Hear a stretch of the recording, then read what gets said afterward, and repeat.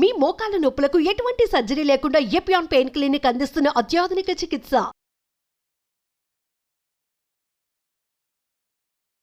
Welcome to Suman TV. Health is wealth అంటారు, కానీ మనం ఆ పదాన్ని మర్చిపోయాము. వెల్త్ ఈజ్ అవర్ లైఫ్ అన్నట్లుగా జీవిస్తూ ఉన్నాము. అయితే మనము ఎటువంటి మార్పులు చేసుకుంటే ఆరోగ్యంగా ఉంటాము, మనం చేసిన తప్పుల్ని ఎలా కరెక్ట్ చేసుకోవాలి, మన జీవన విధానంలో రావాల్సిన మార్పులు ఏంటి, సో వివరాలు తెలుసుకుందాం. ఈరోజు మనతో పాటు ఉన్నారు Shantha biotech founder doctor Varaprasad Reddy గారు. సార్ నమస్తే అండి. నమస్కారం. ఇప్పుడు జనరేషన్ కానీ ఇప్పుడు ఎవరైనా చూస్తే వాళ్ళ వయసు తగ్గట్టు వాళ్ళు బాగోట్లేదు, అనారోగ్య సమస్యలు వెంటాడుతూనే ఉన్నాయి, అనారోగ్య సమస్యలతోనే జీవిస్తూనే ఉన్నారు. సో ఎవరి వయసుకు తగ్గట్టు వాళ్ళు బాగుండాలి అంటే ఏం చేయాలి, అసలు ఏం మర్చిపోవడం వల్ల ఇలాంటి సమస్యలు వస్తున్నాయంటారు? సమతుల్యం కోల్పోవడం వల్ల ఈ రకమైన సమస్యలు వస్తాయి. భగవంతుడు ఆయన సృష్టిలో ఒక క్రమం పెట్టారు. ఈ శరీరంలో అనేక ఎముకలు, రక్తమాంసాలు, ధాతువులు ఉన్నాయి. అవన్నీ ఒక స్థితిలో ఉంటే మనం బాగుంటామని ఆయన డిజైన్ చేశారు. మరి ఇవన్నీ సమతుల్యంలో ఉండడానికి ఆయన ఏర్పాటు చేశారే కానీ అది ఉంచుకునే బాధ్యత మన మీద పెట్టారు.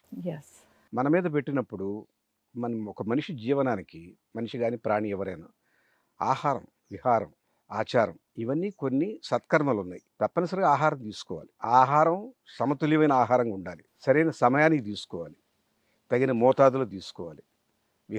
విహారం అంటే మన జీవన విధానం. ఉదయం నిద్రలేయాలి, సూర్యోదయం కన్నా ముందే లేయాలి. ఎందుకు అంటే దానికి సైంటిఫిక్ రీజన్ ఉంది. సూర్యోదయానికి ముందు మన వాళ్ళు ఏంటంటే సూర్యుడు లేవకముందే లేచి సూర్యుడు దండం పెట్టుకొని ఎందుకు చెప్పారంటే, సూర్యుడు దండం పెట్టమని కాదు అక్కడ ఉద్దేశం. సూర్యుడు దండం పెట్టుకోవాలి, ప్రిపేర్డ్గా ఉండు, శుద్ధంగా ఉండు అని, అంటే అప్పటికే స్నానం చేసి ఉండు అని, అంటే అల్లిగా లేవని చెప్పడం కదా పరోక్షంగా. ఆ విహారంలో సమతుల్యత లేకపోతే ఉదయం నిద్రలేకపోవడం, ఉదయాన్నే దంతధావనం చేసుకోకపోవడం, మనకు విసర్జన కార్యక్రమాలు లేకుండా ఉండడం. కొంతమంది 2 రోజులకోసారి 3 రోజులకోసారి విసర్జన కార్యక్రమం. కొంతమంది కాఫీ కూడా ఏం తోముకోకుండా తాగేస్తారు, బెడ్ కాఫీ అని పేరు పెట్టి. అంటే పాటించాల్సినటువంటి జీవన విధానంలో కనీస ధర్మాలు శుచిగా ఉండడం, ఉదయాన్నే ప్రాతఃపూర్వమైన నిద్రలేయడం, స్నానం కావడం, వీలైతే మనసును ప్రశాంతంగా పెట్టుకోవడం, ధ్యానం చేసుకోవడం. పూజ చేయక్కర్లే, ధ్యానం చేసుకో. ధ్యానం అంటే పూజ కాదు. పూజకి ధ్యానానికి సటిల్ డిఫరెన్స్ ఉంది. పూజ ఒక విద్యార్థి వాడు విద్య కోసం అడుగుతాడు, అడగడం అర్థే కదా. ధనార్థో వ్యాపారస్తుడు నా డబ్బు కావాలని అడుగుతాడు. ఇంకో కోరిక, ఒక యువకుడు నా త్వరగా పెళ్లి కావాలనుకుంటాడు. ఒక ఆవిడ పెళ్ళి అయిన ఆవిడ నా పిల్లల సంతానం కావాలి, ఏదో ఒక కోరికతో. అది పూజ. పూజలో దేవుణ్ణి మనం పలకరిస్తాం, స్తోత్రంతోనో, ఒక శ్లోకంతోనో, ఒక కీర్తనతోనో పలకరిస్తాం. అంటే మనం మాట్లాడుతున్నాం. ధ్యానం మనం వింటాం, మనం మాట్లాడం. అంటే ఏంటంటే ఆ ప్రశాంతంగా మనసు పెట్టుకుంటే లోపల అంతరాత్మ నిద్రలేచి మనకు దిశానిర్దేశం చేస్తుంది. నువ్వు ఇవాళ ఈ తప్పు చేసావు, రేపు ఇట్లా చేయొద్దు, రేపు ఈ ప్రశాంతంగా గడుపు, దాని వెంట పడకు, ఆ కోరిక పెంచుకోకు. ఆ కోరిక పెంచుకునే కొద్ది తీరకపోతే నీకు బాధ వస్తూ ఉంటుంది. దీని ఈ సంవత్సరం టర్నోవర్ 100 కోట్లు దాటాలని పెట్టుకున్నావు అనుకో, ఆ టార్గెట్ కోసం పరిగిస్తావు, అలసిపోతావు. అది రాకపోతే నిస్సారం అయిపోతావు. ఇవన్నీ కూడా లేకుండా ఉండడానికి ధ్యానంలో ఒక రకమైనటువంటి ఆల్ఫా వేవ్స్, బీటా వేవ్స్ సైంటిఫిక్గా చెప్తారు కదా, అవి సంపూర్ణంగా సమతుల్యంగా ఉండేట్టుగా చేసుకోవడమే ధ్యానం. సో ఇవన్నీ మన జీవన విధానంలో హైందవంలో చెప్పారు, వేదాల్లో చెప్పారు. వేదం అనేది ఏంటంటే జీవన విధానమే, అది మతం కాదు. అన్ఫార్చునేట్గా ఇవాళ సెక్యులరిజం వచ్చి అది హైందవ మతం అని పేరు పెట్టేశారు. కానీ ఆహారము, విహారము, వీటికి సంబంధించినటువంటి అన్ని విషయాలు వేదాలు చెప్తున్నారు. ఆ ధర్మం పాటిస్తే అందరూ ఆరోగ్యంగా ఉండగలరు. అవి పాటించినప్పుడు సహజంగానే సమతుల్యం కోల్పోతారు. అవి ఏ రకంగా ట్రాన్స్లేట్ అవుతాయో చెప్తాను. ఆరోగ్యానికి వాత, పిత్త, కఫాలు ధర్మాలు ఉన్నాయి. ఆ దోషాలు సమతుల్యం లేకపోతే ఏదో సమస్య వస్తుంది. బీపీ పెరగడమో, షుగర్ పెరగడమో ఏదో వస్తాయి. అవి సరి చేసుకుంటే అయిపోతుంది. అవి సరి చేసుకునే మార్గం చూడడం మనం వెంటనే ట్యాబ్లెట్ కొనేసుకుంటాం. ట్యాబ్లెట్ అది సరి చేయడానికి కాదు, దాన్ని కప్పెట్టడానికే. నేను అర్థం చేసుకోవాలి. నాకు తలనొప్పి వచ్చినప్పుడు అమృతాంజనం పూసుకుంటాం. అమృతాంజనం ఏం చేస్తుంది? తలనొప్పి కారణమైన దాన్ని, ఆ తలనొప్పి మీకు ఎందుకు వచ్చిందంటే ఏదో ఆందోళన ఉంది లోపల, లేదా లోపలికి ఇన్ఫెక్షన్ ఉంది. దానికి అడ్రస్ చేయకుండా ఈ నొప్పి ఒక సంకేతంగా బ్రెయిన్కి వెళ్తుంది. ఆ ఆ సంకేతంగా బ్రెయిన్కి వెళ్ళేటువంటి సంకేతాన్ని అడ్డుకుంటుంది అమృతాంజనం. ఒక మిరపకాయ పొడి అవన్నీ కలిపి ఏదో చేస్తారు వాళ్ళు. ఈ మంటకి ఆ సంకేతం దెబ్బతిని బ్రెయిన్ దాకా వెళ్ళదు. ఈ మంట మీదనే దృష్టి పడిపోతుంది. ఓకే. అది నొప్పి తగ్గినట్టుగా అనుకుంటాం మనం. అంటే ఏమిటి, ఆ రోగానికి కారణమైన దాన్ని పరిశీలించకుండా ఆ సిమ్టమ్ని తొక్కేస్తున్నాం. అవునండి. అది కరెక్ట్ కాదు. Yes. సో మన జీవన విధానంలో మార్పు రావాల్సింది ఏంటంటే, మనకి ఏదైనా ఆహారంలో సాత్విక ఆహారం ఉంది, రాజసాహారం ఉంది, తామసాహారం ఉంది. సాత్వికంగా తీసుకునే ఆహారం చాలా తక్కువ మోతాదులో కారం, పులుపు, ఉప్పు అన్ని రుచులు ఉండాలి జీవితంలో. షడ్రుచులు మనకున్నాయి. మన ఆహారం ముఖ్యంగా తెలుగు వాళ్ళ ఆహారం దీని మీద పెద్ద గ్రంథాలే రాయొచ్చు. ఈ మన ఆహారంలో తీపి, పులుపు, వగరు, కారం, చేదు అనేక రకాల రుచులు ఉన్నాయి. ఈ రుచులన్నిటి సమతుల్యంగా తీసుకోవాలి. అయితే ఏ వేళలో ఏది తీసుకోవాలో కూడా చెప్పారు. అన్ని వేళలో మీరు ఘాటైనటువంటి మసాలాలతో రాత్రిపూట తీసుకోకూడదు. అది ఆ జీవన ప్రక్రియకి చాలా విరోధం చేస్తుంది. మార్నింగ్ తీసుకునే ఆహారం కూడా చాలా అవసరమైన కార్బోహైడ్రేట్స్ తీసుకోవాలి. ప్రోటీన్ తీసుకోకూడదు. అర్లీ మార్నింగు బ్రెయిన్కి కావాల్సిన శక్తి. ఉదయం లేచి ఆలోచన చేయాలి, ఇవాళ ఏం చేయాలి, నేను ఒక ప్రణాళిక ఉంటుంది. నా జీవనం విధానంలో ఇవాళ నేను చేయదగ్గ పనులు ఇవన్నీ ఆలోచించే శక్తి కావాలి. బ్రెయిన్కి శక్తి ఎక్కడి నుంచి వస్తుందంటే పిండి పదార్థం నుంచి వస్తుంది. అంటే మన వరి అన్నం, బ్రెడ్ అవన్నీ బ్రెయిన్కి ఇస్తాయి. మీరు ఉదయాన్నే నేను మాంసం తినేస్తాను, చికెన్ తినేస్తాను, ఫిష్ తినేస్తాను, ఫిష్ ఆయిల్ తాగేస్తాను, ఎగ్ తినేస్తానంటే అదంతా ప్రోటీను మన దేహంలో ఉన్నటువంటి అనేక భాగాలకు అవసరం. అన్ని భాగాలకు అవసరం. మజిల్ పెరగడానికి, లివర్ బాగా ఫంక్షన్ చేయడానికి, కిడ్నీస్ బాగుండడానికి వాటి ప్రోటీన్ కావాలి. మరి దీనికో పిండి పదార్థం కావాలి. ఉదయం తీసుకోవాల్సింది పిండి పదార్థం, మధ్యాహ్నం తీసుకోవాల్సింది ఏదైనా ప్రోటీన్ కానీ ఏదైనా తగు మోతాదులో. దానికి మసాలాలు ఉన్న తప్పులేదు. మన మంచి మసాలాలు ఉన్నాయి మనకు. ధనియాలు, మిరియాలు, అల్లం, శొంఠి, పసుపు, జీలకర్ర ఇలాంటివన్నీ ఎందుకంటే జీవ ప్రక్రియకి అరిగించే గుణం ఉన్నటువంటి దానికి దోహదపడతాయి. మధ్యాహ్నం మనం హెవీగా భోజనం చేస్తాం. ఆ భోజనం అరగాలంటే ఈ మసాలా దినుసులు కావాలి. రాత్రిపూట చాలా తక్కువగా తీసుకోవాలి ఆహారం. దానికి సాత్విక ఆహారం తీసుకోవాలి. అయితే వర్ణాశ్రమ ధర్మంలో బ్రాహ్మలు బాగా వేదాలు చదివి అందరికీ ఎడ్యుకేట్ చేయాలి, వాళ్ళు సమాజానికి హితబోధ చేయాలి అని నిర్ణయించుకున్నప్పుడు వాళ్ళకి ఎక్కువగా వల్లె వేయడం, ధారణ శక్తి కావాలి.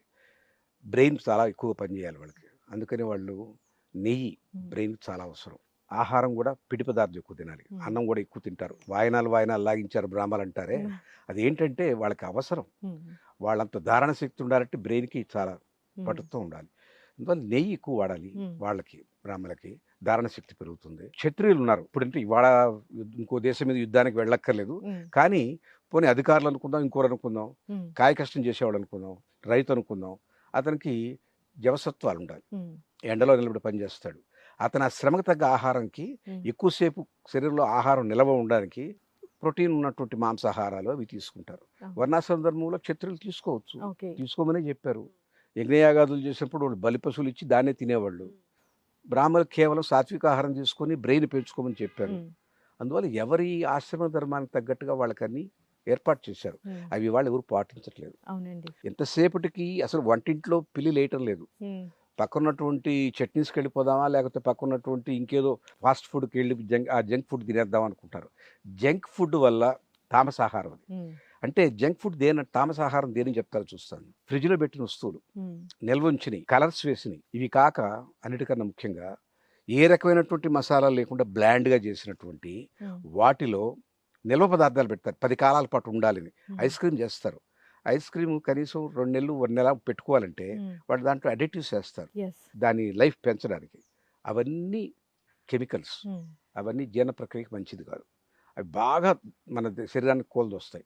ఇట్టాట తామసాహారం. తామసాహారం వదిలేయాలి. సాత్వికాహారం మీద ఆధారపడాలి. అవసరమైన అవసరం తప్పనిసరి అయినప్పుడు గుడ్డో, పాలో, పెరుగో, చీజో అట్టటి తీసుకొని ప్రోటీన్ తీసుకోవాలి. అంతేగాని అన్ని వేళలా మనం అన్ని తినేయచ్చు అనుకుంటే కరెక్ట్ కాదు. విహారం, సరైన సమయానికి నిద్రపోవాలి. రాత్రి 12 గంటల దాకా 1 గంట దాకా చాట్స్ చూసుకొని, వాట్సాప్ చూసుకొని, సినిమాలు చూసి ఆ తర్వాత 1:30 2 గంటలు పడుకొని ఉదయం 7 గంటలు 8 గంటలకు నిద్ర లేయడం అనేది కరెక్ట్ కాదు. మన శరీరంలో ఒక ధర్మం, బయో క్లాక్ పెట్టారు. లివర్ అనేది అన్ని అవయవాలు రెస్ట్ తీసుకున్నాక అది తన పని ప్రారంభిస్తుంది. శరీరంలో ఉన్నటువంటి అనేక టాక్సిన్స్ని పక్కకు నెట్టేయడం, శరీరానికి అవసరమైనటువంటి షుగర్స్ని రిలీజ్ చేయడం, దాని పని మనం పడుకున్నాకనే. మనం మేలుకొని మిగతా వేళ పని చేస్తున్నప్పుడు అది పని చేయదు, కాచుకొని ఉంటుంది. మీరు కానివ్వండి, మీ పనులంతా అయిన తర్వాత నేను చేస్తానంటుంది. మీరు రాత్రి 1 గంట దాకా మీరు ఏదో చదువుతున్నాయో చేస్తుంటే అది కాచుకొని ఉంటుంది, దాని పని అది చేయలేదు. దాని పని అది చేయలేకపోతే ఈ శరీరానికి కావాల్సినటువంటి ధాతువులు రావు. అందువల్ల విహారంలో ఏ వేళకు నిద్రపోవడం, తర్వాత అనేక మనం చేసే కార్యక్రమాల్లో హింసతో కూడిన కార్యక్రమాలు చేయకుండా ఉండడం. హింసతో కూడిన చేస్తే మీకు తెలియకుండా మీ బాడీలో దాని రియాక్షన్స్ వస్తాయి, మనసు ఖేద పడుతుంది. ఎంత క్రూరాత్ముడు కూడా ఒక హత్య చేసేటప్పుడు మనసులో నలుగుతాడు. నేను ఎందుకు చేయాల్సి వచ్చింది, కర్మ అనుకునే చేస్తాడు. వాడి ఆత్మప్రబోధం ఉంటుంది కదా, ఆత్మప్రబోధం ప్రకారం బాధపడతాడు. కానీ చేయాల్సిన పని ఉంది కాబట్టి అవసరం కొద్ది చేస్తాడు. ఇలాంటి పనులకి ఆ విహారంలో భాగాలు ఏంటంటే సాత్వికంగా ఉండడం, సత్యం చెప్పడం. ఒక అబద్ధం చెప్పడానికి మనిషి ఎంత మదన పడతాడో మీకు తెలియదు. తెలియకుండానే నేను అపరాధ భావం వచ్చేస్తుంది.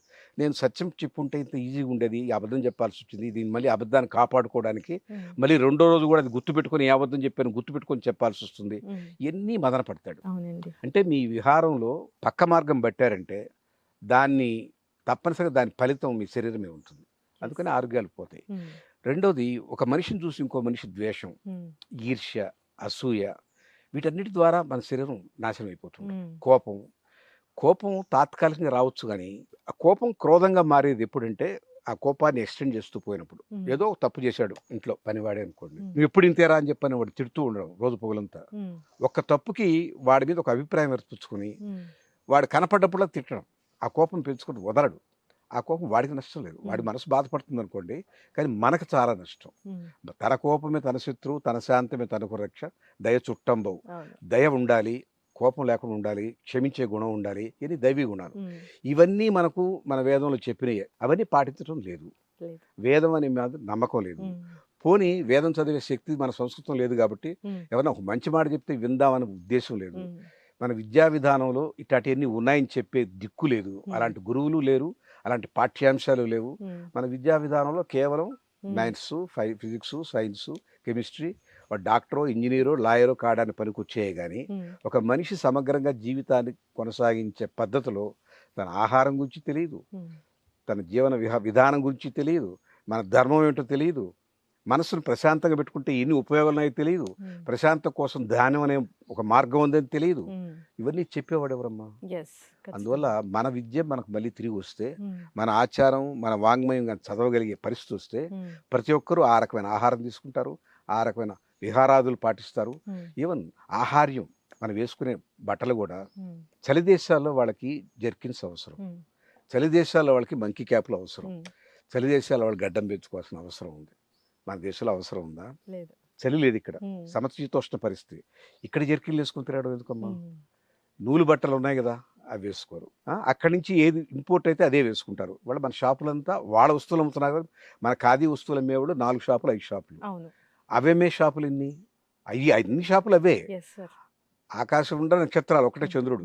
ఖాదీ బాండార్ ఒక దగ్గర 2 దగ్గరలో ఉంటుంది, ఇంకెక్కడ ఏమి ఉండదు. కనుక మనదైనటువంటి ధర్మం మనం పాటిస్తే స్వధర్మం ఉంటాం. దాన్ని స్వధర్మం అంటే కేవలం ఆ ధర్మం మనం నమ్మిన మతం, మనం నమ్మిన దేవుడిని కాదు. మన ఆహారం, మన విహారం, మన ఆచారం, మన పద్ధతి, మన సంస్కృతి, మన భాష, ఇన్ని మనవి స్వధర్మం. ఇక్కడ ఉన్న నేను ఈ ప్రాంతంలో పండిన పండు కానీ, ఇక్కడ పండిన ధాన్యం కానీ, ఇక్కడ దొరికే వస్తువు కానీ తీసుకోవాలి. నేను చైనా నుంచి ఇంపోర్ట్ చేసిన యాపిల్స్ తింటానంటే ఆ నేల వేరు, ఆ తీరు వేరు, అక్కడ ఆ మనసులకు సంబంధించినటువంటి అయ్యే వచ్చుంటాయి. ఆ డిఎన్ఏ దాన్ని యాక్సెప్ట్ చేస్తుంది, మన డిఎన్ఏ దాన్ని యాక్సెప్ట్ చేయదు. మనం ఇవాళ ఏదో కొత్త రకం ధాన్యం క్వినోవా వాళ్ళు సౌత్ అమెరికాలో పండించుకున్నారు, వాళ్ళకి వరి పండదు కాబట్టి. పండుతుందేమో నాకు తెలియదు, కానీ క్వినోవాని తీసుకొచ్చి మనం తింటే ఆరోగ్యం బాగుంటుంది అనుకోవడం పొరపాటు. కొన్ని తరాలు అలవాటు పడితే తప్ప మన డిఎన్ఏ దాన్ని యాక్సెప్ట్ చేయదు. దాన్ని అరిగించుకోవడానికి చాలా అవస్థపడుతుంది. మన వరన్నమే మనకు శ్రేయస్సు. మనదైన ఆహారం, మన పూర్వీకులు ఏం తిన్నారో మనం అదే తింటే మంచిది. ఈ శరీరం అలవాటు పడి ఉంటుంది. మనం తిన్న ఆహారం బట్టి ఆహారం మనంగా మారిపోయి ఉంటుంది. మనలో డిఎన్ఏగా ఉంటుంది. అది ఆ డిఎన్ఏ ఉన్నప్పుడు మనం తిన్న వరి దాన్ని యాక్సెప్ట్ చేస్తుంది. వేరే రకం డిఎన్ఏ వస్తే కుస్తీ పడుతుంది, అవస్థ పడుతుంది. కొన్ని తరాలు దానితో సంప్రదించుకొని దాంతో సంఘర్షణ పడి సయోధ్యకు వచ్చి అరగడం మొదలెట్టేదానికి 2-3 తరాలు 4 తరాలు పడుతుంది సైంటిఫిక్గా చెప్పారు. మరి మనం కినోవా తెచ్చేసుకొని తినేద్దాం, మలేషియా నుంచి యాపిల్స్ కొని తినేద్దాం, డేట్స్ అక్కడి నుంచి తీసుకొచ్చుకొని ఎక్కడి నుంచి మన దుబాయ్. అరబ్ కంట్రీస్ నుంచి. కరెక్ట్ కాదు. మన ప్రాంతంలో ఏం పండుతుందో అది తినడమే ముఖ్యం. మనదైనటువంటి ఆహారం విహారం ఉంటే ఆరోగ్యాలు అందరి బాగుంటాయి. ఈర్ష్యాద్వేషాలు మంచిగా మన పురాణంలో చెప్పారు, సుమశక్తిలో చెప్పారు, వేమశక్తిలో చెప్పారు. ఇవన్నీ పాటిస్తే అందరూ వాళ్ళ వయసు తగ్గట్టుగా ఆరోగ్యంగా ఆనందంగా ఉంటారు. ఈర్ష్యా ద్వేషాలు లేని వాళ్ళు ఎవరున్నారు ఈ రోజుల్లో మీరు అన్నట్లు? ఉండాలి, ఉండమని చెప్పారు. అది ఉండేదానికి వీలుగా మనకి కథలు, పురాణ కథలు వచ్చినాయి, కావ్యాలు వచ్చినాయి. ఎంత వాంగ్మయం ఉందమ్మా. ఆ వాంగ్మయం చదివితే తప్పనిసరిగా మార్పు వస్తుంది. You are what you eat, you are what you read. ఈ రెండు మనం మర్చిపోతే మనం తినే ఆహారం సరిలేదు, మనం చదివే పుస్తకాలు మంచివి కావు. అలాంటప్పుడు మనదైన ధర్మం మనకు తెలియదు. అవి కానీ ఉంటే ప్రతి ఒక్కరు హాయిగా ఉంటారు. చూడండి, పిల్లలు ఏ రకమైన ఈర్ష్యాద్వేషం లేకుండా ఉంటారు, చాలా ముద్దుగా ఉంటారు, మొహంలో కాంతి ఉంటుంది. పెరిగిన తర్వాత వాళ్ళలో ఇది నా బలపం, ఇది నా సంచి అని పీక్కోవడం మొదలెట్టాక వాళ్ళ మొహంలో మార్పు, ఆ సున్నితత్వం పోతుంది. అదే చిన్న రుజువు మీకు. అది వయసు వచ్చే కొంది కంపారిజన్స్, పోటీతత్వం. మా పక్కింటి ఆయన నేను అంతస్తుల మేడ కట్టాడు, నేను ఎప్పుడు కడతాను ఆలోచన. వాడికన్నా నా టర్న్ ఓవర్ ఎక్కువ ఉండాలి కోరిక, వాడికున్న కారు కన్నా నా దగ్గర పెద్ద కారు ఉండాలని తపన. ఇవన్నీ మనిషిని దిగజారుస్తూ పోతాయి. సార్ మీరు అన్నట్లుగా పక్కన వాళ్ళకి ఏముందో వాళ్ళకన్నా ఎక్కువ ఉండాలని ఈ ధ్యాసలో పడి కనీసం మన ఆరోగ్యం ఏమవుతుంది, మన హెల్త్ ఏమవుతుంది, ఎప్పుడు మనం డాక్టర్ దగ్గరికి వెళ్ళాలి, ఇలాంటివి మర్చిపోయి ఎప్పుడు అంతా సంపాదించుకున్న తర్వాత అప్పుడు ఆరోగ్యం గురించి ఆలోచించుకుంటే భోజనం చేయడానికి కూడా వీళ్ళని పరిస్థితి ఉంటుంది. హెల్త్ కష్టపడి డబ్బు సంపాదించే తిండి తినడానికే, మౌలిక సదుపాయాల కోసం కదా. ప్రతి ఒక్క ప్రాణి తన ఆహారం ఎవరి మీద ఆధారపడకుండా తెచ్చుకోవాలి. తనకంటూ ఒక గూడు ఉండాలి, తనకు ఆహారం ఉండాలి, తన సంసారాన్ని పోషించుకునే శక్తి ఉండాలి. దానికోసం తపన పడి సంపాదిస్తాడు. కానీ ఆ టైంలో ఆరోగ్యాన్ని విస్మరిస్తాడు. డబ్బంతా వచ్చి చేరుతుంది, అనారోగ్యం ఉంది. మళ్ళీ ఈ డబ్బంతా తిరిగి దానికే ఖర్చు పెట్టి ఆరోగ్యం కొనుక్కుంటాడు. అది నిజంగా ఆరోగ్యం కొనుక్కోవడం కాదు, అనారోగ్యాన్ని కప్పెట్టుకుంటాడు. ఒక దుప్పటేసి కప్పేస్తాడు. నిజానికి అనారోగ్యం అట్లే ఉంటుంది. పెద్ద పెద్ద బిజినెస్ మ్యాగ్నెట్స్ కూడా ఈ మధ్య కాలంలో చూసాం, నా లైఫ్ లో నా గురించి ఆలోచించుకుంది ఏనాడు లేదని స్టేట్మెంట్స్ కూడా ఇవ్వడం కూడా జరిగింది. జాబ్ స్టీవ్స్ ఇచ్చాడు కదా, కరెక్ట్.